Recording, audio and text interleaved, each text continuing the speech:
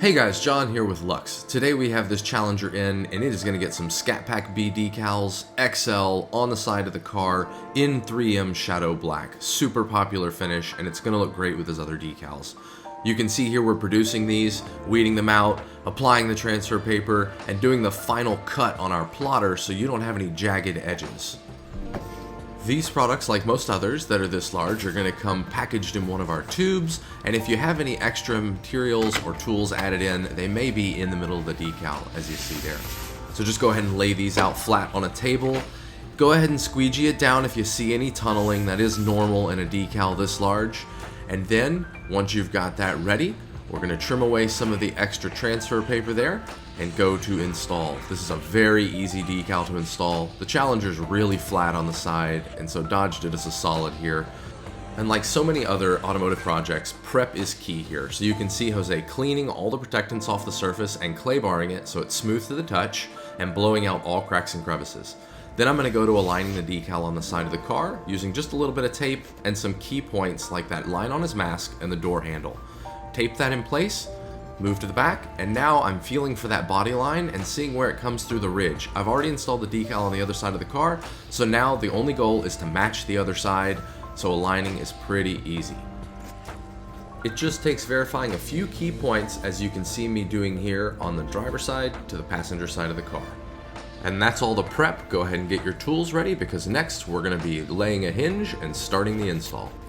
You can see here I'm starting the install on the top because I want to hit that body line that runs along the side of the car. It's going to make installing the bottom part of the decal really easy because it's just on the flat part.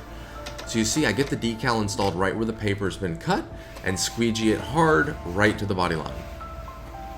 The top part of this decal near the wings is going to be one of the only areas that we're going to encounter tension because the side of the car is so flat.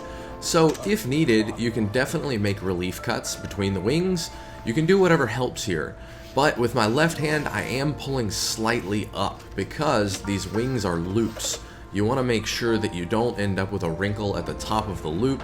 That's kind of the worst case scenario. You can see here, I decide this time I'm going to put a slit there so I can deal with that back wing. I go ahead and start pulling pretty hard left and right and up to flatten that loop out. And again, squeegee to the next body line.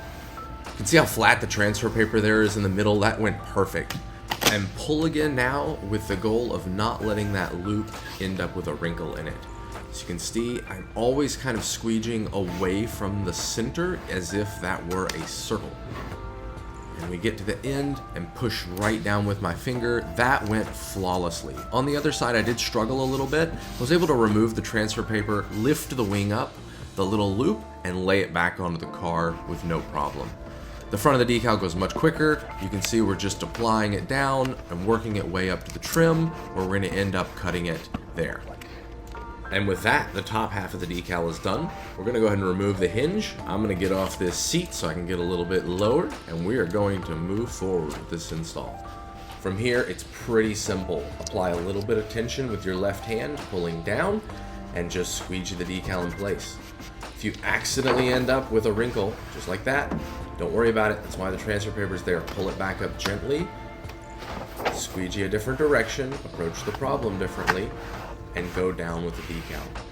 Now, as I get to the bottom here, these wheels and tires do stick out a good bit from the car, so I'm getting a little tension, and I'm going to go ahead and trim away all the extra material that's in the way. Now I'm done squeegeeing for the most part, but it's important to feel, and as you see there, I noticed there were bubbles, and go ahead and get those down. If you don't get that vinyl applied and you remove the transfer paper, you risk stretching that bubble up and making it even bigger. So I'm going to use my hand and pretty firm pressure and the squeegee and go over most of the vinyl. If you notice, the part that needed the most hit is the bottom, and that's just because it's a little harder to apply pressure down there. When I was on the seat, the top part of the vinyl was a little bit easier. So here we are removing the transfer paper. Notice I do it at a really harsh angle. I'm not pulling it straight off the car, I'm more rolling it over itself. That just prevents the vinyl from lifting up and following the paper. Removing a little bit of tape here, and then pressing the vinyl into that crease. Don't even really need a heat gun to do that. The crease looks more dramatic than it is. Once you get it in front of you and you feel it, it's really not so bad. Especially with this textured material, it's important to heat it before you try to wrap it around edges. Notice I didn't heat it and stretch it and pull it around the edge. I'm just softening it and then rolling it around with my thumb. It's just going to help it get around for a seamless look, and then we'll trim off all the little extra bits here. Lock those down with your finger. There's a lot of contaminants coming up in the wheel well, and you don't want to leave anything hanging in the back.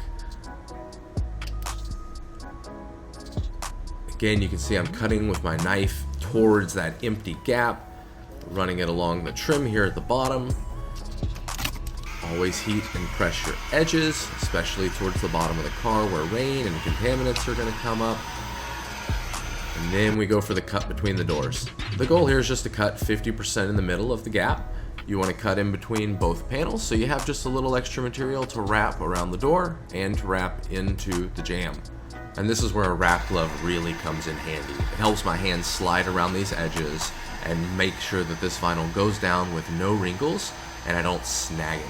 So I'm just going to apply it around the back of the door, do the same thing here in the jamb, and for the most part, we're done with this decal. Couple trims left right here at the window, and then we're all finished, minus a little bit of a post heat. So I'm going to use the torch for this one, go over the whole vinyl decal for the same reason as earlier, to make any bubbles pop up so I can just press them down with my finger, and this car is going outside so we can see what it looks like in the sun.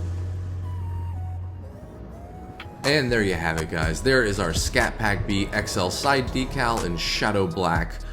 This is just one of our many XL side decals that are officially licensed by Mopar, available now on our website, luxautoconcepts.net.